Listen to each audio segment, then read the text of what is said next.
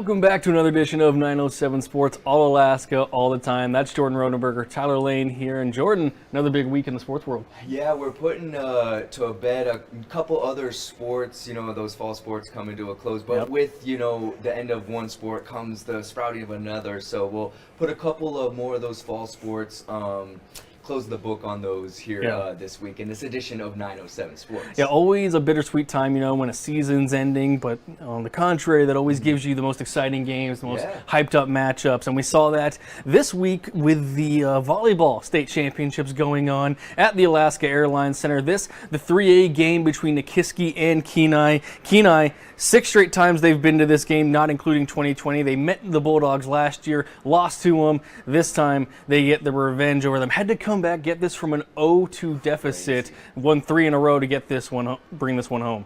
Yeah, volleyball, the double elimination factor adds that thrill to another level, really, which is super exciting. Luckily, Kenai, fended off Nikiski from forcing that another set there. Yes, and Sophie Tapley in this game, future UAA commit right there, getting the spike kill. She's going to be going, obviously heading on up to Alaska Anchorage next year, being able to close out one more state title with her girls there, won 3 of them in her time there, and obviously having to overcome a little bit, as we said, 0-2 deficit, playing a team that's, they've played throughout the season, just 20 minutes away from where they are, so, had to push through that, but still, ultimately they did. It's definitely motivating. We play them all the time.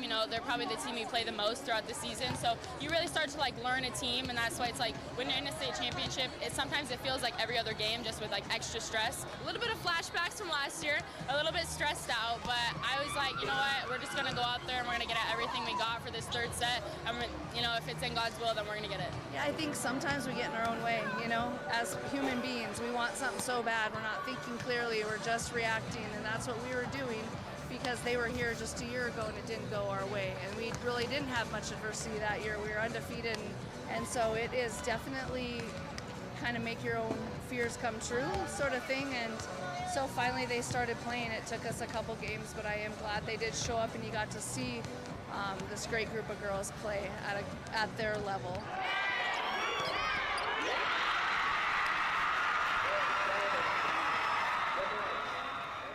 Going to our other game of the day, another 5-setter, the Diamond Lynx bringing in their first state championship since 2022. How about this? Every single game of state championship Saturday going to 5. From the IF games early on to those championship matches, this one having to go an even extra 30 for Diamond, working their way up through that lower bracket. So a long day for us, but clearly a lot of excitement. No, and there's where that power of the lower bracket comes through. You're not out if you do lose in those first few days, which would be very interesting to see if other sports implemented that, double elimination basketball. But that's the thrill of volleyball. And Diamond, may not have been on the front of minds when you're looking at the contenders for state.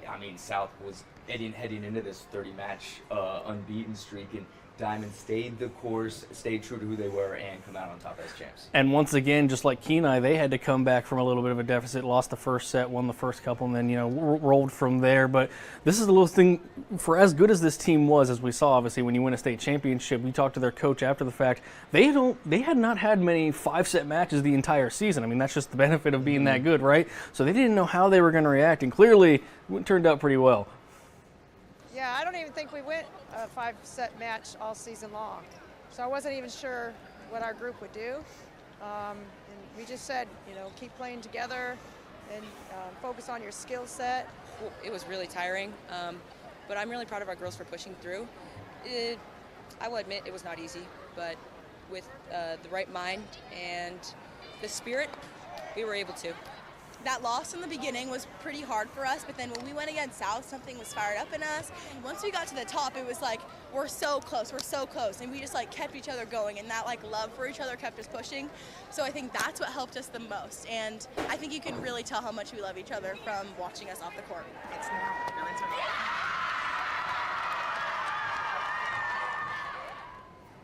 A lot of greatness happening on that court, and former Diamond Lynx last year, Alicia Sapone, she wasn't on this championship squad, but she's busy playing on that court, helping UAA volleyball see the success they're having this season. So it is that you do see those locals producing at that level. We saw Emma Beck win a title with Kenai, now helping the Seawolves Sapone, same deal. So it's cool to see that continue to see success on that very same court where they're winning championships. Yeah, two programs that obviously have a pipeline to UAA and things like that. Caden Osborne as well, with Diamond back in the day, played her last year as well. Looking ahead, speaking of which, as we talked about UAA, time to start talking about the college volleyball world and the playoffs that are upcoming. We're not far away, but as you take a look now at the most recent West Region rankings, a little bit of changes that those Seawolf fans are going to like. Alaska Anchorage bumping up to this number 2 spot. Alaska Fairbanks still in that top 5. They've dropped down to number 5. They were at number 4 before this. But you obviously have to stay in that top 5 to guarantee yourself a spot. But still a long way to go and 2 games left to play this season. Yes, 8 teams will make the West Region tournament, and the number 1 seed will host that tournament. So Alaska Anchorage looking to have a big weekend here coming up to maybe even jump Point Loma, see how their weekend plays out. And they could have an opportunity to host the West Region. There is no GNAC conference tournament, so this is how you get into the playoffs, is through your West Region rankings. And speaking of those GNAC tournaments, because UAF and their fan base are probably grabbing the pitchforks, grabbing the torches, because they've swept Alaska Anchorage this year. Twice this year. Yeah. Well, that's a little bit different in the GNAC standings as of right now. Alaska Fairbanks is at number 3, Alaska Anchorage at 4, but as you can see, that little apostrophe hyphen, whatever you want to call that key in this, it's a 4-way tie right now for second place. All those teams right there from 2 to 5 at 12-4. Central Washington 13-3. Alaska Anchorage just beat them recently. If they win out and Washington loses, that kind of throws a little bit of a chaos into the mix. We'll see how that goes, but there's a chance where both Alaska Anchorage and Fairbanks could win out, and we'll have like a 5-way tie going on at the top of the GNAC. That'd be insane. Yeah. And you do get the banner and the accolades of winning the GNAC regular season title. So it does mean something, to come out as the conference champion at the end. Yes, and the conference champion obviously guaranteed a spot in those West Region playoffs. So a lot still to fight for. 2 games left to go. UAA and UAF play Montana State Billings and Seattle Pacific November 20th, November 22nd coming up. So be sure to check out those games, as playoff implications certainly on the line. Yeah, that's big moments coming up, and it's a big state, and it's 907 Sports. We're talking about big things, and it doesn't get much bigger in the world of wrestling, at least, than the Lancer Smith Memorial Tournament out at the Menard Center in the Valley. I mean, I'm talking about more than 1,000 participants. We had boys, girls, high school, JV, even the youngsters, middle school and younger, going at it on the mats. And, yeah.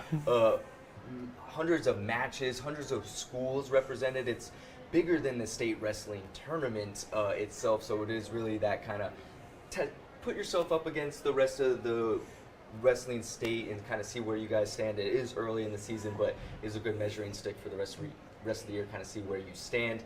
And of course, this tournament is all named after Lancer Smith, who's a longtime coach and pioneer in freestyle wrestling, specifically in the Valley, and his legacy and impact has lived on beyond his time coaching, for sure. And so that was kind of what that weekend was about, celebrating Lancer, celebrating the wrestling around the state. We were able to hear from some of the coaches about who Lancer Smith was and why he's so important. In our sport, when you say Lancer Smith, you're talking about an individual who loved wrestling. He was a great wrestler. He was a good coach. He really is the godfather of Alaska freestyle and Greco-Roman wrestling. I remember he wrestled the very first Greco-Roman wrestling match in the whole state, and then we wrestled the very first tournament as kids, He kind of showed us how to do it. He was just a real gentleman coach. He loved coaching all kids, his own and anybody else who showed up. And like my son at the time called him the Paul Bunyan, Wyatt Earp of Alaska wrestling. He was a hard-working man and loved this sport so much, and so that's why we honor him, and he's kind of the epitome of what we like to see in a high school coach. Such a revered human being, and in this sport, I know I didn't get a chance to go to it this year, but seeing the tournament last season, just seeing, as you said, just so many different age groups, so many different wrestlers that you probably won't see, for quite some time outside of these events. It's truly incredible, especially in a state this large with so many different communities. Bringing them all together is just incredible. Yeah, it just shows the impact of what a coach can have on a community, a sport, and that's what things we love about that. So that's awesome. And wrestling season will still be going strong. There's still a little bit of that season to go. saying goodbye to volleyball on Yep. the high school level, and we also recently said goodbye to the swimming season. That I we talked a did. little bit about it last week, but just had to highlight one of the standout top swimmers of around the state. You know, it's a pool full of the state's best swimmers, and he somehow comes out, shines. We have Charlie Fellows reported on our Athlete of the Week, Blake Fazio.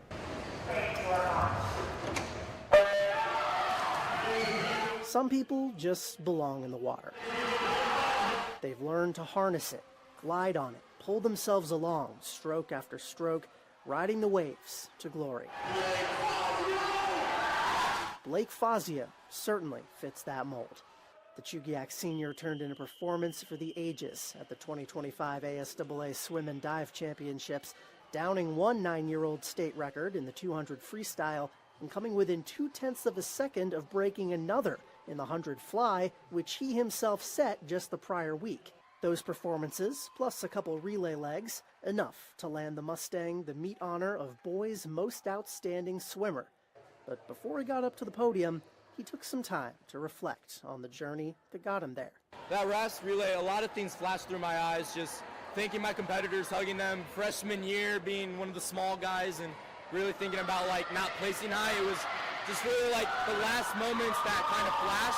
That's what really went through my head. Blake is just definitely an awesome athlete that really puts his heart into his work, and I really appreciate his effort not only at practice but also at meets, and he's just a great team builder and also an individual that just knows how to bring his best effort. But how does he do it exactly? Well, it's the tried and true recipe for happiness in any pursuit. A strong mindset. And the biggest thing I also love to do is to humble myself, so I'll get into that race and I'll just really think about the training that I've done. A good support team. My coaches, my family, including my mom and dad, Coach Bryce, Coach Pat, Coach Emily, Coach Ann, all of them. They've just been truly a blessing to get me along the way. And the right soundtrack. What's your go-to walk-up song? Ooh, My Way by Frank Sinatra. Older sister's favorite, shout out Kenzie. But yeah, she really kind of led me through my career. And though he's raced in a Mustang's cap for the final time, that career isn't over yet. Keep swimming, just keep it going. I'm gonna keep it going. Looking at colleges at the moment. I don't plan to leave the pool anytime soon. Oh, we are just super proud of him. I couldn't be prouder, and we just hope he helps carry that through his next steps. Charlie Fellows, Alaska's news source.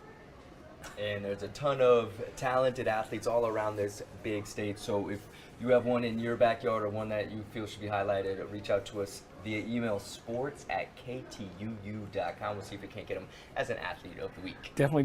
Did you expect to hear Frank Sinatra come out of a high schooler's mouth No, in terms of especially walk-up songs? Not at all, especially as a walk-up song. You know, that's usually the mellow, but maybe that's the mindset you want to be in to perform the way he does. I'm not going to knock anything. I mean, it's clearly working for him. Most definitely. Yes. And, that's going to do it for this edition of 907 Sports. Stay tuned for more coming up in the week. Most notably, we got the Great Alaska Shootout on deck Friday and Saturday. So more to come on that in future broadcasts. Jordan, anything else you can think of? That will do it. But be sure to tune in. And we also have some college signings coming up. Yes. High school athletes signing to the next level. So if you know of any coming up or that have happened recently, also reach out to us, same email. But for now, that'll do it for this edition of 907 Sports. We appreciate you tuning in, and we'll catch you next time.